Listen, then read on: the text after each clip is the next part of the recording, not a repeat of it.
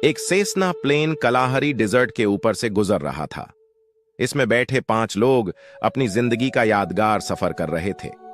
जमीन पर नीचे वाइल्ड लाइफ और रेगिस्तान के नजारों को आसमान से देखना वाकई सिर्फ चंद लोगों को ही नसीब होता है।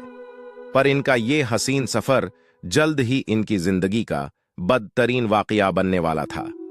कलाहरी के बीचों बीच, जहां इंसान का रहना इम्पॉसिबल है, वहां अचानक इनके जहाज में एक प्रॉब्लम हुआ और पायलट ने प्लेन को क्रैश लैंड करवा दिया।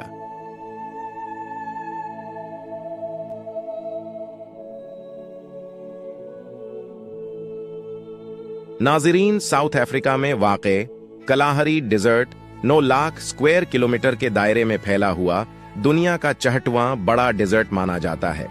ये सहारा की तरह इतना खुश्क तो नहीं है और इसी वजह से यहाँ 320 अलग अलग किस्म की वाइल्ड लाइफ बसती है, जिनमें शिकारी जानवरों की बात की जाए तो शेर, चीता और जंगली कुत्तों समेत अफ्रीका के हाथी भी शामिल है, जो अपने इलाके में किसी को भी बर्दाश्त नहीं करते। इस वाइल्ड लाइफ को देखने के लिए दुनिया भर से लोग साउथ अफ्रीका में डिजर्ट सफारी के लिए जाते हैं, क्योंकि ये डिजर्ट इतना बड़ा है कि इसको साउथ अफ्रीका की 3 कंट्रीज आपस में शेयर करती हैं, जिनमें बोत्सवाना के पास कलाहरी डिजर्ट का सबसे बड़ा शेयर है। बोत्सवाना के कैपिटल क्यापरोन में एक कुरियर कंपनी के एग्जीक्यूटिव डायरेक्टर ने एक प्राइवेट प्लेन चार्टर किया। वो अपने दोस्तों को कलाहरी डिजर्ट के शानदार नजारे दिखाते हुए इनको 600 किलोमीटर दूर मॉन नामी एक गांव में लेकर जाना चाहते थे। इनके इस ट्रिप का मकसद एडवेंचर के साथ साथ एक बिजनेस इवेंट को कवर करना भी था। इनके साथ इनकी बीवी और 2 दोस्त और एक पायलट मौजूद थे। ये जहाज 2 इंजन वाला सेस्ना 414 था, जिसमें ये 5 लोग बहुत ज्यादा एक्साइटेड होकर सवार हुए। टेक ऑफ करते ही जहाज कलाहरी के ऊपर से होता हुआ मॉन की तरफ रवां दवां था। यह सफर था तो 2 घंटे का, लेकिन 1 ही घंटे के बाद लिनेट, जो कि पहले से ही बहुत घबराई हुई थी, इसने प्लेन के एक विंग से ऑयल लीक होते हुए देखा। पहले तो इसने सोचा कि यह नॉर्मल है, लेकिन फिर इससे रहा नहीं गया और अपने हस्बैंड से यह बात शेयर की। और जब पायलट को यह बताया गया तो इसने एहतियातन प्लेन का वो इंजन बंद कर दिया जिससे ऑयल लीक हो रहा था।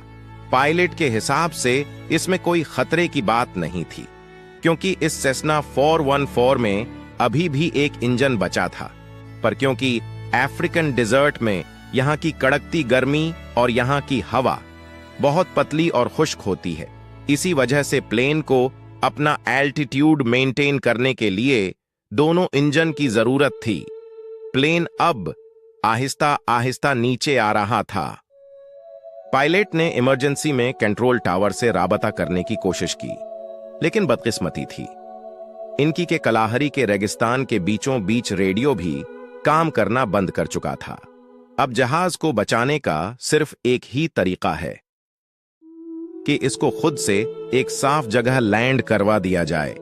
यह जहाज वैसे ही बहुत कम ऑल्टीट्यूड पर आ गया था, इसीलिए पायलट को बहुत जल्द ही एक ऐसी लैंडिंग स्ट्रिप ढूंढनी थी जहां प्लेन को लैंड करवाया जा सके।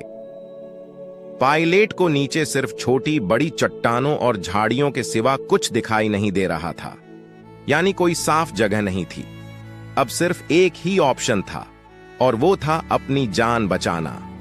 पायलट ने सबको ब्रेस पोजीशन में आने के लिए कहा और प्लेन को इन झाड़ियों में ही क्रैश लैंड करवा दिया।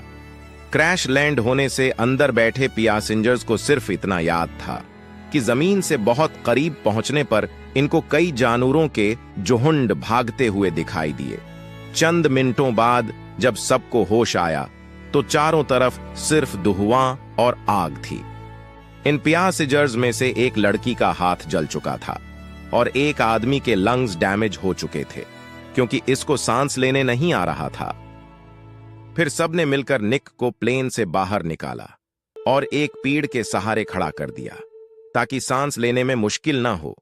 इन दोनों के अलावा बाकी तीनों को कोई सीरियस चोट नहीं लगी थी। अभी उन्होंने खुद को संभाला ही था कि प्लेन से लीक होने वाले फ्यूल ने आग पकड़ ली और पूरा प्लेन एक जोरदार धमाके से फट पड़ा। आपको यहां बताते चलें कि हर प्लेन में एक इमरजेंसी ट्रांसपॉन्डर होता है जो प्लेन की आखिरी लोकेशन को एटीसी कंट्रोल टावर तक भेजता है। जब पायलट ने इन लोगों को यह कहा कि इस सेसना प्लेन में कोई इमरजेंसी ट्रांसपॉन्डर नहीं है, तो इन सब के पैरों तले जमीन निकल गई। यानी इसका मतलब था कि इतने बड़े डिजर्ट में अब इनकी लोकेशन किसी को भी पता नहीं चल सकती। कलाहरी के किसी वीरान हिस्से में ये लोग दरख्तों के बीच फंसे हुए थे और वहां ना उनके पास पीने को कुछ बचा था और न खाने को। 2 लोगों को जल्द हॉस्पिटल पहुंचाना बहुत जरूरी था क्योंकि वो जिंदगी और मौत के बीच लटके हुए थे। इन सबको यही उम्मीद थी कि जल्द ही कोई रेस्क्यू टीम आएगी और इन सबको वहां से ले जाएगी। पर रेस्क्यू टीम तो तब आएगी जब इनको मालूम होगा बगैर लोकेशन के रेस्क्यू टीम अगर ढूंढना शुरू भी करे, फिर भी इनको वहां तक पहुंचने में कई दिन लगने वाले थे। इतने में दिन ढलने लगा और उन्होंने प्लेन में लगी आग को इस्तेमाल करके बोन फायर लगा ली। सारी रात खूंखार जानवरों की आवाजें झाड़ियों से आती रहीं, लेकिन शायद वो बोन फायर ही थी जिसने जानवरों को दूर रखा हुआ था। अब दूसरे दिन का आगाज हो चुका था, लेकिन रेस्क्यू टीम का दूर दूर तक कोई नाम व निशान नहीं था। इन 5 के हालात बद से बदतर होते जा रहे थे। डिहाइड्रेशन की वजह से इनके गले सूख चुके थे। सुबह सवेरे उन्होंने पत्तों पर पड़ने वाली ऊस को पीना शुरू कर दिया। अभी सिर्फ चंद कतरे ही पिए थे कि सूरज सर पे आने लगा और पत्तों पर से ऊस भी गायब हो गई। इतने में दूर से इनको किसी जहाज की आवाज सुनाई दी। इस उम्मीद में कि रेस्क्यू टीम वहां तक पहुंच चुकी है, उन्होंने आसमान में अपनी नजरें जमा ली। उन्होंने देखा कि एक पैसेंजर प्लेन ठीक इनके ऊपर से गुजर रहा था। उन्होंने धुआं छोड़ा, आवाजें दी, पर सब बेकार था क्योंकि इतनी ऊंचाई से इनको नोटिस हुआ करना करीब नामुमकिन था। अब यही इनको अपनी मौत दिखाई दे रही थी। यहां पड़े पड़े या तो ये भूख प्यास से मर जाएंगे और यहां से बाहर निकले तो ये जानवरों के शिकार हो जाएंगे। आखिरकार एग्जीक्यूटिव डायरेक्टर और पायलट ने इस खतरनाक देश में मदद ढूंढने का फैसला किया। यह फैसला था तो बहुत खतरनाक, लेकिन इसके अलावा कोई और ऑप्शन भी नहीं था। वो लोग मदद की तलाश में जख्मी साथियों को पीछे छोड़कर रवाना हो गए। दूसरा दिन भी खत्म होने लगा था। क्रैश साइट पे इन दोनों जख्मी लोगों की हालत मजीद बिगड़ती जा रही थी। पूरा दिन आग बरसाने वाली गर्मी ने इनको मजीद डिहाइड्रेट कर दिया था। दूसरे दिन कार्ल और पायलट को पूरा दिन चलते रहने के बाद भी पानी का कोई खास सुराग नहीं मिला था। दूसरे दिन की रात को अचानक बारिश हो गई, पर यह सिर्फ इतनी थोड़ी देर के लिए हुई थी कि क्रैश साइट वाले किसी भी चीज में पानी जमा नहीं कर सके। प्लेन क्रैश को अब 2 दिन गुजर चुके थे। कार्ल और पायलट लगातार डिजर्ट में चलते रहे, लेकिन ना कोई मदद की उम्मीद मिली और ना ही कोई पानी का सुराग। अब इनको शक होने लगा कि वो सही डायरेक्शन में जा रहे हैं या नहीं। क्रैश साइट पर मौजूद उन 2 जख्मी लोगों में से निक को डैमेज लंग्स और डिहाइड्रेशन की वजह से पैनिक अटैक्स आने लगे, तो इसने अकेले ही पानी ढूंढने का फैसला किया। वो थोड़ा ही आगे गया था कि रात में पड़ने वाली बारिश का पानी एक दरख्त की सुराख में इकट्ठा हुआ दिखाई दिया, जिसमें मुश्किल से 1 गिलास भी पानी नहीं था, जिसको सबने शेयर करके पिया। तीसरा और चौथा दिन इन सब ने ऐसे गुजारा जैसे कि वो सब हिम्मत हार चुके हों और बस अपनी मौत का इंतजार कर रहे हों। लिनेट के जख्म पर कीड़े पड़ चुके थे और दूसरी तरफ कार्ल और पायलट जो 4 दिनों से लगातार चल ही रहे थे। यह भी एक चमत्कार था कि अफ्रीकन डेजर्ट में बिना किसी एक्सपीरियंस के अभी तक किसी जंगली जानवर का शिकार नहीं हुए थे। 5वें दिन की एंडिंग पे कार्ल और पायलट को दूर से एक झोपड़ी दिखाई दी। पहले तो उनको लगा कि यह उनका वहम है, क्योंकि इससे पहले भी उनको कई बार ऐसे ख्याल आ चुके थे। वो वाकई एक झोपड़ी थी जिसके अंदर एक लड़की बैठी हुई थी, जिसको देखकर इनकी जान में जान आ गई। सबसे पहले इन लोगों ने पानी पीकर अपनी प्यास बुझाई और रेडियो करके कंट्रोल टावर को सारा माजरा बताया।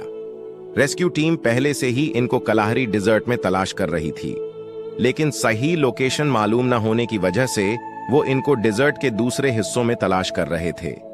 क्रैश के 6वें दिन सुबह सवेरे क्रैश साइट पर उन तीनों जख्मी लोगों की सांस तकरीबन निकल ही चुकी थी कि हेलीकॉप्टर की आवाज ने इन तीनों में जैसे जान डाल दी।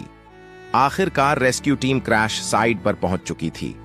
इस क्रैश में बचने वालों का कहना है कि मौत से सिर्फ चंद सेकंड पहले रेस्क्यू टीम का वहां पहुंचना किसी चमत्कार से कम नहीं है। कार्ल और पायलट का अपने जख्मी दोस्तों को छोड़कर मदद के लिए निकलना एक अच्छा फैसला साबित हुआ। इस हादसे में शामिल सारे ही लोग बच गए, लेकिन 2 सालों के बाद पायलट एक और प्लेन क्रैश में अपनी जान खो बैठा। उम्मीद है कि आप हमारी इस वीडियो को भी भरपूर लाइक और शेयर करेंगे। हमारी इस वीडियो को पूरा देखने के लिए आपका बहुत बहुत शुक्रिया।